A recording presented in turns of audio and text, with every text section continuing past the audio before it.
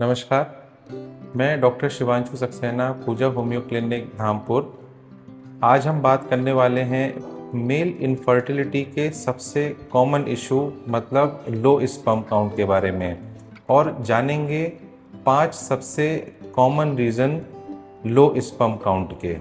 Male infertility और sperm से related, शुक्राणुओं से रिलेटेड डिफरेंट मेडिकल कंडीशंस को एक्सप्लेन करते हुए एक वीडियो मैं पहले ही बना चुका हूं।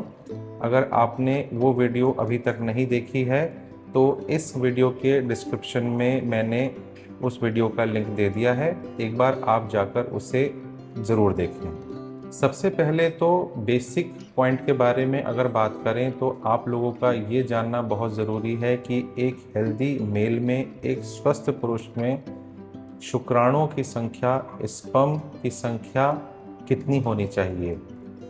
मेडिकल लैंग्वेज में, मेडिकली एक हेल्दी पुरुष में, एक हेल्दी इंडिविजुअल में, एक हेल्दी मेल में शुक्राणुओं की, स्पर्म की सबसे मिनिमम वैल्यू 15 मिलियन प्रति मिलीलीटर होती है।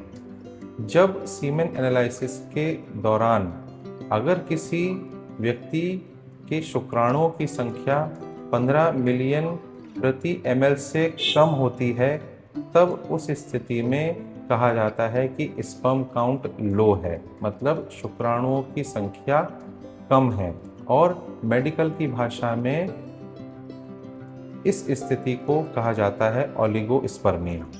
बात करते हैं लो स्पर्म काउंट के सबसे पहले कारण के बारे में, जो कि है हार्मोनल इम्बैलेंस। स्पर्मेटोजेनेसिस मतलब शुक्राणुओं के बनने की जो प्रक्रिया है, जो पूरी प्रोसेस है, उसको मेडिकल लैंग्वेज में स्पर्मेटोजेनेसिस कहते हैं।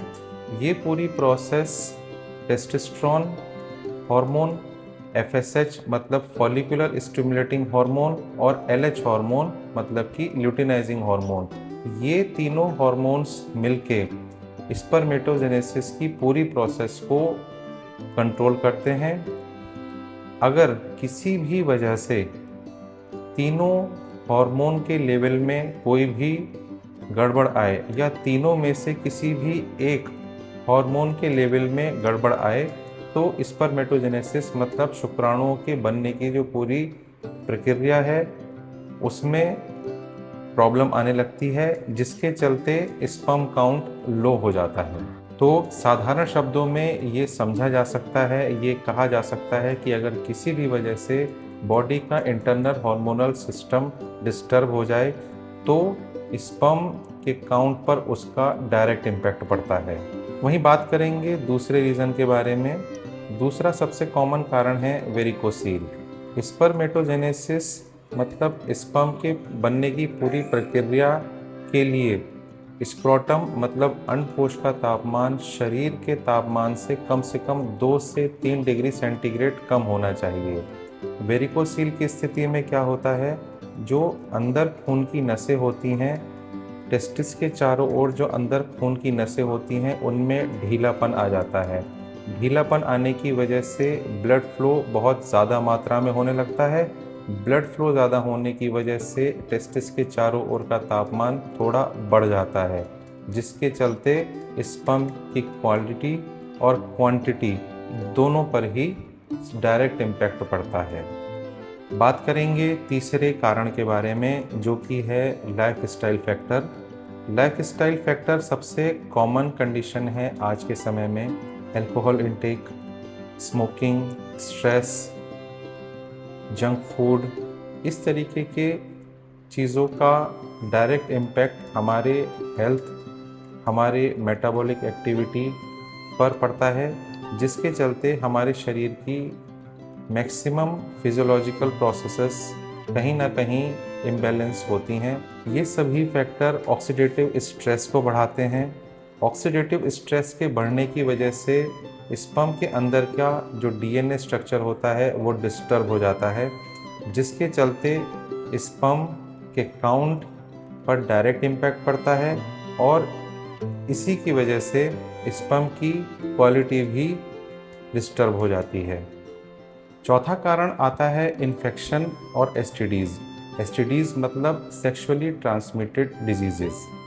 इन्फेक्शन खासतौर से जेनिटल इन्फेक्शन और एसटीडीज़ ये स्पर्म के ट्रांसपोर्ट सिस्टम को कई बार या फिर यूँ कहें मैक्सिमम टाइम या तो डैमेज करता है या फिर उसमें इन्फ्लामेशन कॉज कर देता है, मतलब सूजन कॉज कर देता है, जिसके चलते स्पर्म की क्वालिटी तो गिरती ही गिरती है और कई बार स्पर्म अच्छी मात्रा में बाहर नहीं निकल पाता है, जिसके चलते सीमेन एनालिसिस के दौरान स्पर्म काउंट लो आता है।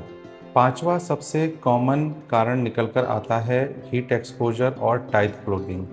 मैंने आप सभी को अभी बताया कि स्पर्मेटोजेनेसिस मतलब स्पर्म के प्रोडक्शन की जो पूरी प्रोसेस है उसके लिए स्क्रोटम मतलब अंडकोश का जो तापमान है वो शरीर के तापमान से 2 से 3 डिग्री सेंटीग्रेड कम रहना चाहिए। कई बार लोग ऑफिस का काम करते हुए या फिर मूवी देखते हुए या कभी किसी और काम को करते हुए लैपटॉप को अपनी गोद अपने लैप पर रख देते हैं।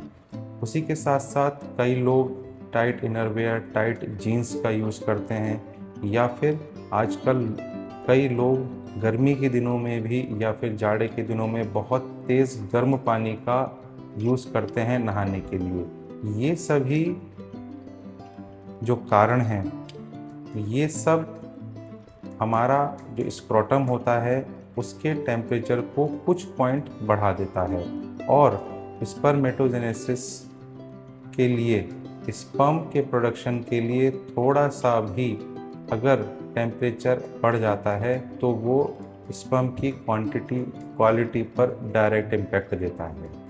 तो ये थे 5 सबसे कॉमन कारण जो कि रिस्पॉन्सिबल हैं लो स्पर्म काउंट मतलब ओलिगोस्पर्मिया के लिए।